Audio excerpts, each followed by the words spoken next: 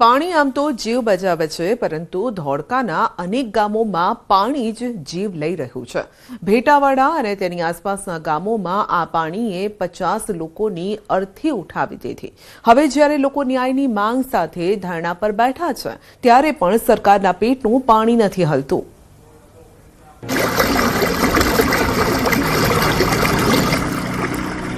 ખીલીએ ટંગાઈ ગયેલા આ એ લોકો છે જે કા મોતે મર્યા છે, કા સમયે મર્યા છે, કોઈના કુકર્મના કારણે મોતને ભેટ્યા છે। આટલું જલ્દી મોત આમના નસીબમાં હતું જ નહીં, પણ સમયની કરુણતા કહો કે સંયોગની। છેલ્લા 15 વર્ષથી એક એવી આફત ધોળકાના ભેટાવાડા ગામમાં ઘૂસી ગઈ કે 21 લોકોને ભરખી ગઈ। જેના શ્વાસ ચાલે છે તે પણ જીવન મરણ વચ્ચે ઝોલા ખાઈ રહ્યું છે। કોઈના પતિનું મોત થયું તો કોઈના જુવાન જોધ દીકરાનું, તો વળી કોઈના પેટીઓ રડવાનો આખો આધાર જ છીનવાઈ ગયો। મારા લગ્ન 20 વર્ષ થયા, 20-25 વર્ષ થયા।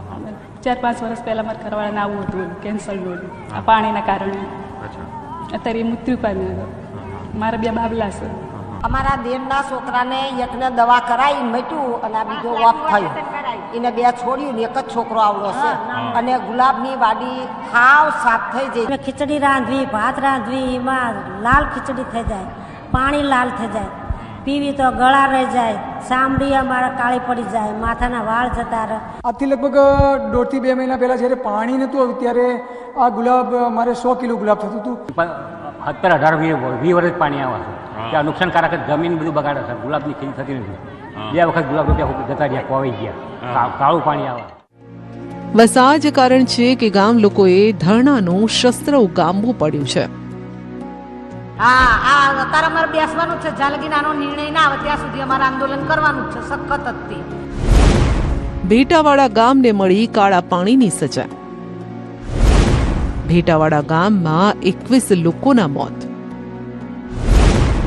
આસપાસના ગામોમાંથી મળી કુલ 50 થી વધુ લોકો મોતને ભેટ્યા।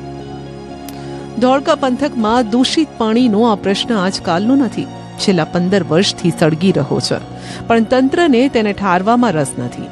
ભેટાવાડા ગામમાં વર્ષોથી કંપનીઓના પ્રદૂષિત પાણી આવે છે ને તેના કારણે 1-2 નહીં પરંતુ 5 થી 7 ગામના 100 થી વધુ લોકો કેન્સરનો ભોગ બન્યા છે।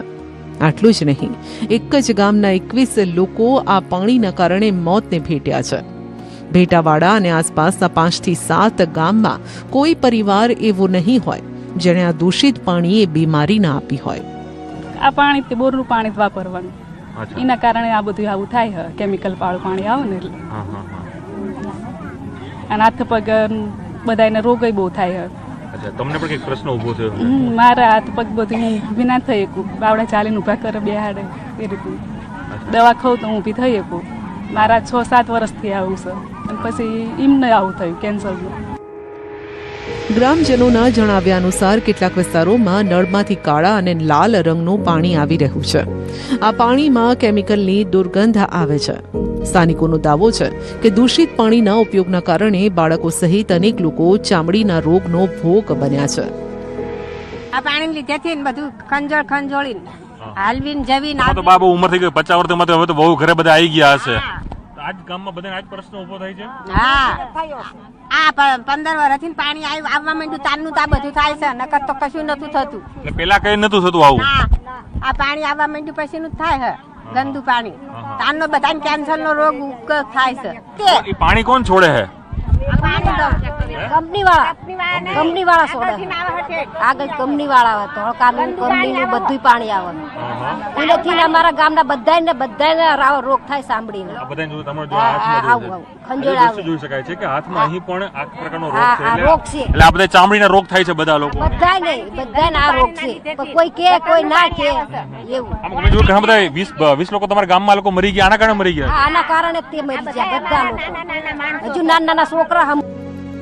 માત્ર આરોગ્ય જ નહીં પરંતુ કેમિકલયુક્ત પાણીની સીધી અસર ખેતી પર પણ પડી છે। ધોળકા વિસ્તારના ગામડાઓ ફૂલોના ખેતી માટે પ્રસિદ્ધ છે।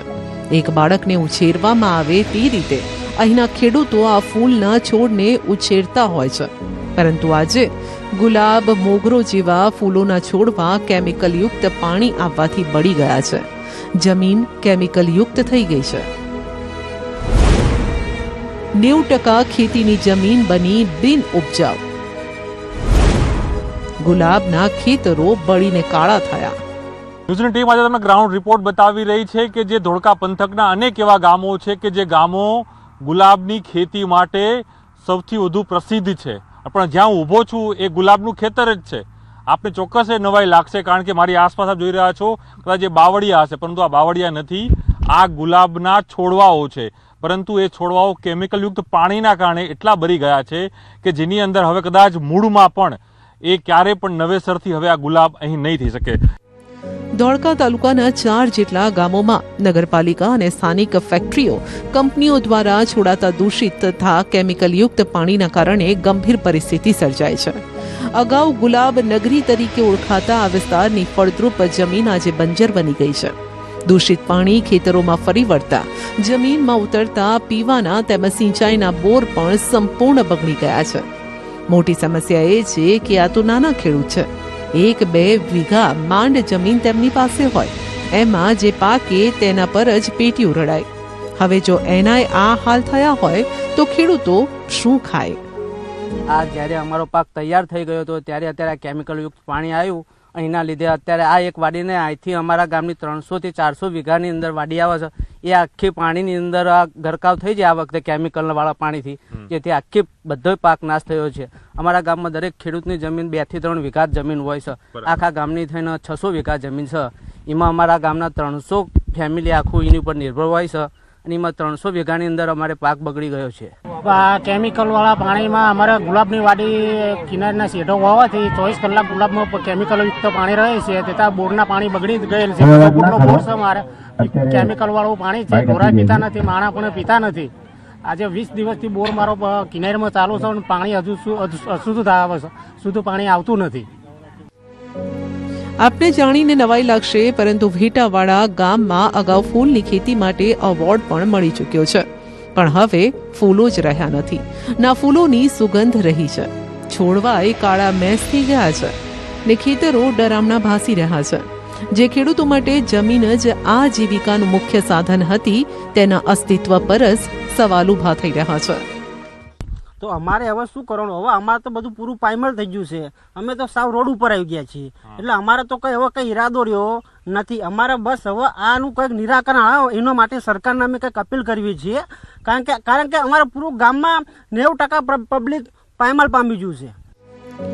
ગ્રામજનોનો આક્ષેપ છે કે ધોળકા નગરપાલિકાનું ગટરનું પાણી પણ ગામ તરફ જ આવે છે, જેના કારણે જમીનના તળનું પાણી દૂષિત થઈ ગયું છે. તેમજ આસપાસ